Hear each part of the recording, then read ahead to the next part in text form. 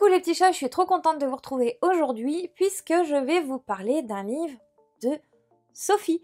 Alors Sophie, j'aime beaucoup garder ses livres pour quand je pars en vacances et je prends l'avion, puisqu'en fait c'est la seule qui me les envoie en format numérique, que je lui demande en format numérique. Pourquoi? Parce que ils sont très bien écrits, ils sont pas très longs, et du coup ça me donne moins mal à la tête. Alors même si j'ai une liseuse, ça me donne horriblement mal à la tête de lire sur ça. Alors qu'en livre j'ai aucun problème, donc je me garde les livres de Sophie pour prendre l'avion. Et comme généralement je prends l'avion à peu près une fois par an, et bien du coup ça me permet de découvrir une des pépites de Sophie. Et aujourd'hui je vais vous parler de Morgane. Et si je vous dis à l'abordage, et bien oui, c'est parce que c'est un pirate. Je vais vous en parler rapidement. Je vous mettrai la 4e de couverture dans la description, puisque tout simplement comme je ne l'ai pas en format papier, c'est compliqué pour moi de vous le dire, la 4e de couverture, et comme j'ai moyennement envie d'imprimer la 4e de couverture pour vous en lire un morceau, puisque en fait quand on lit en numérique ce n'est pas le but d'imprimer du papier, donc voilà. Mais je vous en parle tout de suite. En fait, on va retrouver un pirate qui à la base n'est pas pirate. Voilà. Il va le devenir en étant enfant. Pourquoi? Vous allez le découvrir dans le livre. Il n'a pas une vie facile. Et il va avoir énormément de rancœur. Il va y avoir une histoire en fait entre le sud et le nord. Il va y avoir des rivalités. Pourquoi? Parce qu'en fait, le roi, il envoie... on va dire des personnes pour récolter l'argent, etc. Et ça se passe pas toujours très bien, ils sont pas toujours fair-play, et donc du coup Morgane a vraiment une rancœur. Pourquoi? Je vous en dis pas plus, parce que sinon je risque de vous faire vous casser un peu de suspense, même si au final vous le savez dès le début. J'aime beaucoup cette histoire parce qu'en fait il va faire quelque chose de pas très cool, mais il va aussi avoir un grand cœur, c'est-à-dire qu'il va sauver une jeune fille qui, pourtant, il ne devrait pas la sauver parce qu'il a une rancœur contre sa famille, mais il va quand même aller la chercher. Il va la garder, il va la protéger, il va la garder sous son aile, et en fait, c'est là qu'il va se déclencher un petit truc entre deux. Il va devoir la protéger, tout simplement parce qu'en fait, on est dans un monde de pirates et qui ne voit pas beaucoup de femmes. Voilà, pour vous le dire sans trop vous le dévoiler. Mais il va vraiment la mettre sous son aile, il va la présenter à son équipage et il va leur dire qu'ils n'ont pas intérêt de toucher à elle. À un moment, quasiment pareil au début de l'histoire, il va se passer quelque chose avec cette jeune fille, pas sur le bateau, non, à l'extérieur du bateau, mais voilà, elle a eu très chaud et elle a eu très peur, et heureusement au final qu'elle a son petit chien. Voilà, ils ont recueilli un petit chien et c'est grâce à lui, entre autres, qu'elle va être sauvée. Je ne vous en dis pas plus, sinon je vais trop vous raconter sur l'histoire.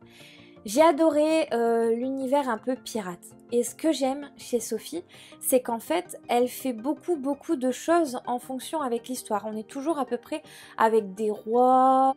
J'ai lu différents livres d'elle, dont 2 qui étaient vraiment très imposants au niveau de la taille, mais qui étaient vraiment bien écrits. Je vous remets les couvertures juste à côté de moi. J'en avais lu un aussi, ça devait être, je crois de mémoire, Le Fou de Versailles. Je vous remets pareil la couverture juste à côté de moi. Alors désolée à Sophie, hein, je retiens pas les titres des livres par cœur, mais par contre je me souviens bien des histoires, et celui-ci m'avait énormément touchée. D'ailleurs, je vous remets le lien dans la description si jamais vous souhaitez voir mes vidéos sur l'auteur. Vous le savez, je vous l'ai dit dans une vidéo précédente, que l'auteur a été victime de débiles mentaux. Franchement, on peut pas appeler ça autrement. Parce qu'en fait, sur les réseaux, en l'occurrence sur Amazon, on lui laisse des commentaires qui sont concrètement pas très sympathiques. Et je trouve ça pas juste parce que je pense que les commentaires ne sont pas avérés, que les personnes n'ont pas dû lire le livre, c'est pas possible par rapport à ce qui a été dit. Dire qu'un gamin de 4 ans pourrait écrire ses livres, ben franchement, si ils ont un enfant de 4 ans qui savent écrire ça, bah tant mieux pour eux, il est surdoué, hein, franchement, qu'ils en prennent bien soin de leur gosse. Mais voilà, arrêtez avec la méchanceté s'il vous plaît dans les commentaires. Mais surtout, arrêtez cet esprit à la française, c'est-à-dire de toujours mettre des commentaires négatifs et ne jamais mettre de positifs. Ça, je trouve ça vraiment trop moche. Parce qu'en fait, les gens, pour acheter un livre, il y en a qui se réfèrent aux commentaires. Et du coup, si personne ne vient mettre quand il aime le livre, et bien du coup, les gens ne veulent pas acheter parce que c'est que du négatif. Et ça, je trouve ça un peu moche. Voilà pour mon petit coup de gueule de la vidéo. En tout cas, moi j'aime beaucoup Sophie, c'est quelqu'un qui est très bien, qui est super adorable. Franchement, je peux parler souvent avec elle, il n'y a aucun problème, on parle de tout et de rien. Elle me tient informée sur ses livres. Là, je vous dis, ça fait mon 4e, si je ne dis...